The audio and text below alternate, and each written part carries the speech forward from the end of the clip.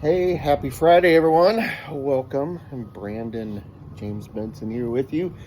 Here at Cool Flower Gravelthorn, my home here in quaint little Louisville, Nebraska, where I profile all the Gadsden Holler Christmas songs with you. It is a wonderful Friday. Perfect cold winter day, if there is such a thing. This is what you picture. I don't know if you can tell, I got some light snow falling down, just ever so faint, but it makes such a good scene. Got the fire going.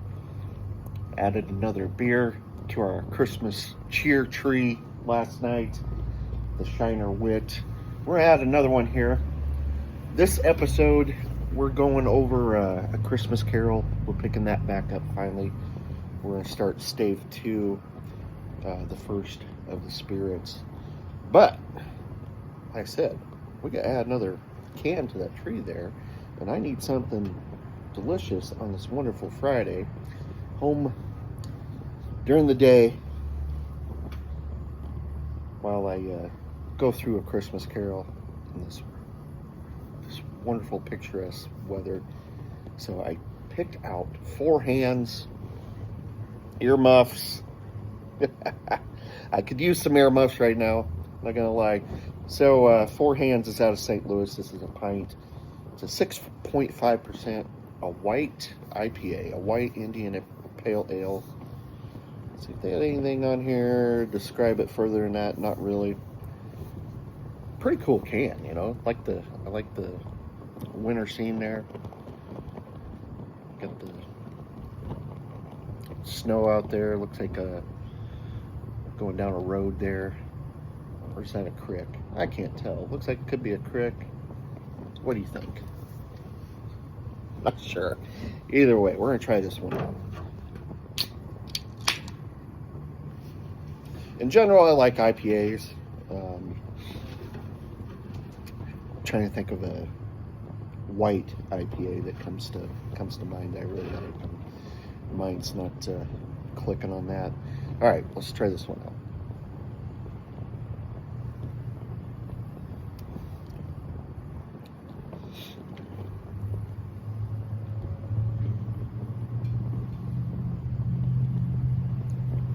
That's a good IPA. I'm not sure what distinguishes a white.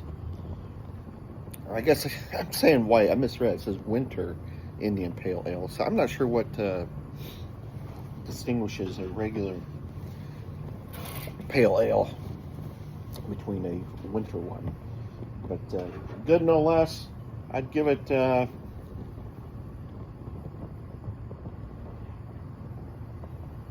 think I'd give it a 3.5. So it'll go somewhere around in here, mid-level of the tree. Recommend the Earmuffs. Okay, so let's get into our discussion. Christmas Carol. This is the best version that you're going to find. The special edition put together by Stephen Skelton, where he's got chapters, the pages, all with wonderful footnotes explaining the meanings that he put in the book, Charles Dickens put in his story, all the Christian symbolism, stuff that's been lost due to just language, modern times versus, the Victorian age. It's stuff that would automatically resonate with people then that kind of lost on us today. So, let's start. Stave 2. This is the first of the 3 spirits. By the way, I hear this trivia question come up, and people ask, the question is, how many spirits are in A Christmas Carol? The astute reader in mind, and I am of this opinion, would say 4, because you're counting Jacob Marley. You got the Ghost of Christmas Present, the Ghost of Christmas Past, Ghost of Christmas Future, and Marley. So, I'm of that school. I'd say there's 4. Others, right, well, there's 3, because Even Dickens says, he names his staves. Stave 2 refers to 3 spirits. Well, he says there's 3 if you're going by that definition, but that doesn't mean that that's the total count, and that he was thinking that way. He was just saying that Marley, a spirit himself, warned that Scrooge would be visited by 3 spirits. Thus, he titled Stave 2, first 3 spirits, Stave 3, the visit of the 2nd spirit, and Stave 4, visit from 3rd spirit. So that's not necessarily counting the total visits, just he put it chronologically. Anyway, it's a convoluted debate. I say there's 4, and then you get people who, well, is Marley a spirit? Is it a ghost, a specter? What's the difference? And you get lost in that discussion, so it could go on forever. All right, let's move on. So I'm going to read some of the story directly, from the pages. This isn't necessarily the easiest thing to do, doing a live reading, as it would be, maybe in a classroom setting, even easier, so bear with me. So let's start off, Stave 2, the first of the 3 spirits. When Scrooge awoke, it was so dark that looking out of bed, he could scarcely distinguish the transparent window from the opaque walls of his chamber. He was endeavoring to pierce the darkness with his ferret eyes when the chimes of a neighboring church struck the 4 quarters. So we listened for an hour. This is the 3rd church that Dickens mentions. This one is St. Andrew's, Undershaft.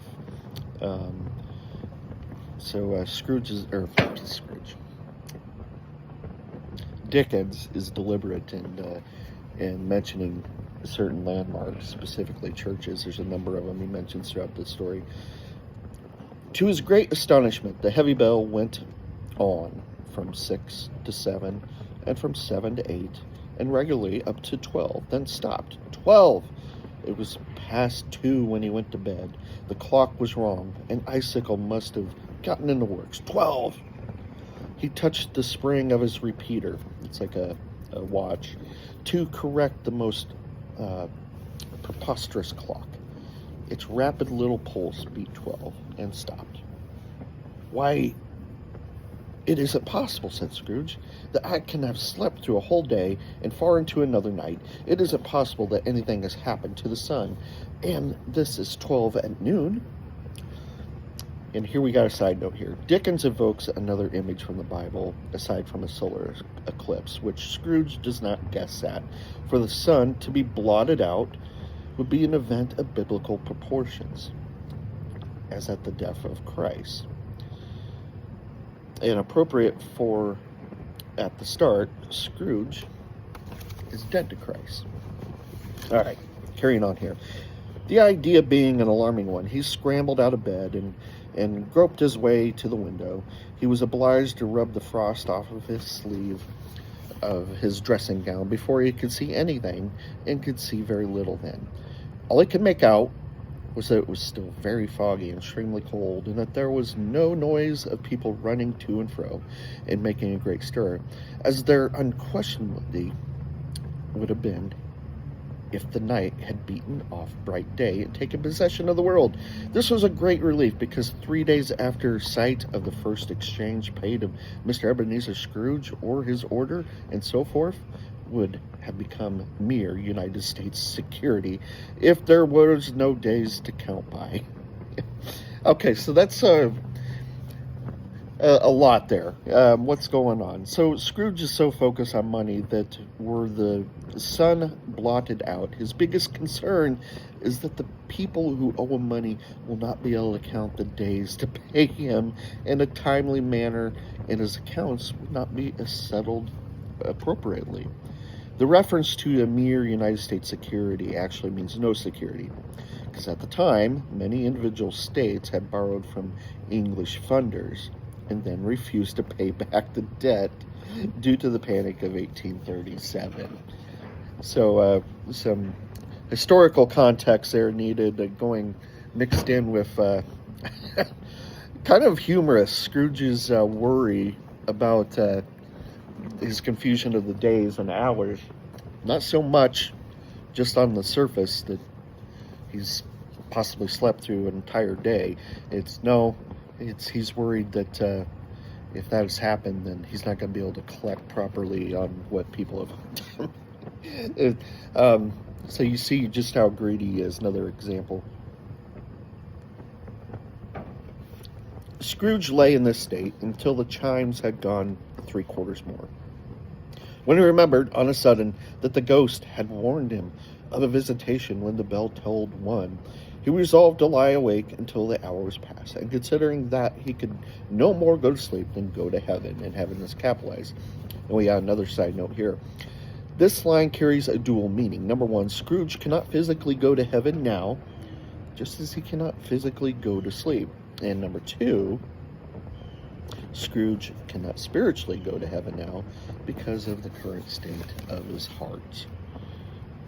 And Dickens is just wonderful at this, at working in duality, double meanings with his words and the actions of the characters throughout this story. Okay, let's move on here. The clock is dinging and so forth, and we move ahead a few minutes here. He spoke before the hour bell sounded, which it now did, with a deep, dull howl melancholy. 1. Light flashed up in the room upon an instant, and the curtains of his bed were drawn. Light accompanies both the spirit and the second spirit, but the third spirit will be shrouded in darkness. You all know that. Good contrast here. Light, according to biblical symbolism, represents righteousness and by extension salvation, as when Jesus uses his light of the world to refer to both his followers and himself, Matthew 5:14 and John 8:12. And then we get into the description. The spirit does reveal itself to Scrooge here, and surrounded by light. The childlike appearance of this spirit suggests the German character of the Christ child, or the Christ kind. Some legends say this was a heavenly messenger said to have announced the birth of Christ. Some say it's Christ as the child himself. Some say the character comes from a story about a child who brought the baby Jesus gifts. But parts of Germany and some other countries, it is the Christ kind, often depicted in a white gown with a wreath of candles on its head, and brings children their gifts, not Santa Claus. And Dickens describes this Christ kind character, this spirit, as being one of looking aged and young at the same time. The spirit, being at once old, young, and the spirit, reflects elements of the Holy Trinity, Father, Son, and the Holy Spirit. So another little touch there that Dickens works in, alluding to biblical symbolism. All right, moving on here a few pages. Here we have some more, dealing with Scrooge here before the first spirit finally reveals himself there to Scrooge. It would have been in vain for Scrooge to plead that the weather and the hour were not adapted to pedestrian purposes, that the bed was warm and the thermometer a long way below freezing, that he was clad but lightly in his slippers, dressing gown, and nightcap, and that he had a cold upon him at that time. The grasp, though gentle as a woman's hand, was not to be resisted. He rose, but finding that the spirit made towards the window, clasped his robe in supplication. "I am a mortal," Scrooge had said, "and I'm liable to fall. Bear not to touch my hand there. said the Spirit, laying it upon his heart, and you shall be upheld in more than this. So here we have the Spirit taking Scrooge to the window where they're going to depart and go take a look at his past. Here, Dickens seems to satire our list of excuses for not following the Spirit, so to speak. You know, talking about comfort, warmth. Well, I'm nestled in bed. It feels so good. You know, you've all been in this position, you know, on a Sunday when you need to go to church and you're just, I don't want to do it. You know, that feeling comes to mind there. Another exchange of fleshly thinking versus spiritually understanding. While Scrooge says he's liable to fall in the physical sense, the Spirit takes it in the moral sense and entreats Scrooge to open his heart to him. And you shall be upheld in more than this. I don't know if you ever caught that reading that, the way the Spirit interprets that and how it's speaking to Scrooge and Scrooge's mortal physical understanding and concern rather than what's truly at stake for him in his eternal life. Good heavens, said Scrooge, clasping his hands together as he looked about him. I was bred in this place. I was a boy here. This is now that they've taken off out the window. The Spirit gazed upon him mildly. Its gentle touch, though it had been light and instantaneous, appeared still present to the old man's sense of feeling. He was conscious of 1,000 odors floating in the air, each one connected with 1,000 thoughts and hopes and joys and cares long, long forgotten. Your lip is trembling, said the ghost. What is that upon your cheek? Scrooge muttered with an unusual catching in his voice that it was a pimple, and begged the ghost to lead him where he would. You recollect the way, inquired the Spirit. Remember it, cried Scrooge with fervor. I could walk it blindfolded. Strange to have forgotten it for so many years, observed the ghost. Let us go on. Something to point out here. I started, reading this part where Scrooge says, good heaven, when they come across the scene from his childhood there. This is a noted departure from him saying bah humbug. The pimple, that's actually a tear, of course, and this is the first sign that Scrooge has some softness in his heart. And then we get talking about the being shown the way here between the Spirit and Scrooge. Scrooge has forgotten the physical way and the spiritual way for so many years. I'm going to read, let's see here, we're about halfway through Stave 2, so this is a pretty good spot to draw a close here. So we'll carry on.